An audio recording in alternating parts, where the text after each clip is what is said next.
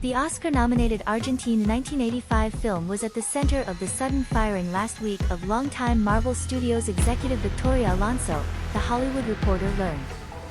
Alonso was one of 8 producers of the Argentine historical drama distributed by Amazon and competing for the Best International Feature Film Oscar.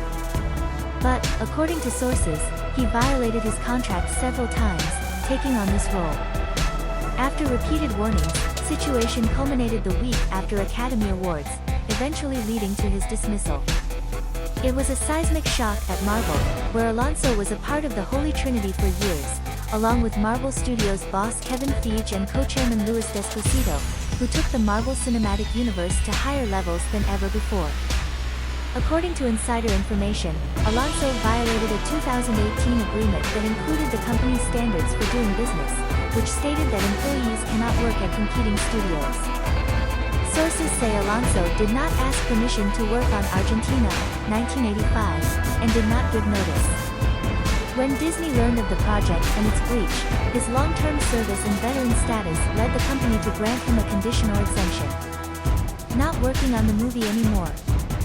He would also not promote in any way.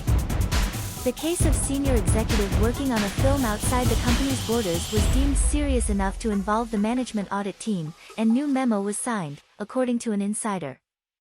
The Disney representative declined to comment. Alonso's attorney, Patty Glazer, issued a statement after this story was first published. The lawyer said, "The idea that Victoria was fired for a handful of press interviews about a personal passion project about human rights and democracy that was nominated for an Oscar and got Disney's approval to work on it is absolutely absurd. She dared to criticize Disney. Gay Latin Victoria was silenced. Then she was fired for refusing to do something she believed was reprehensible. Disney and Marvel made a really bad decision with serious consequences.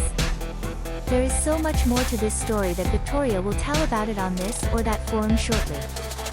Argentina made its 1985 premiere at Venice International Film Festival in September 2022, and the Drama Hit Awards tracked soon after. Alonso later found himself front and center in the film's campaign, attending screenings, sitting on panels and giving interviews. According to sources, he was reminded of his agreement and violations several times, but the campaign continued. He even appeared on the Oscar arrivals carpet not as a Marvel executive associated with that studio's multiple nominees, Black Panther: Wakanda Forever, but rather as 1985's producer Argentina, who marched with the film's director, Santiago Mitre.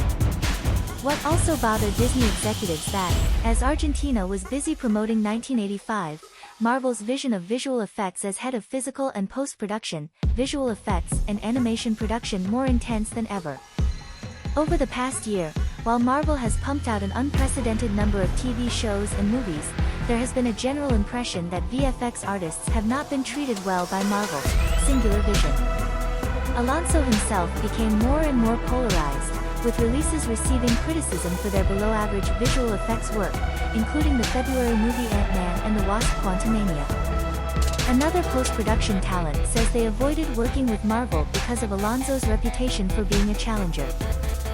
Still, he had supporters, including Eternals star Salma Hayek, who called him the best Haifa ever, in a December 2021 post.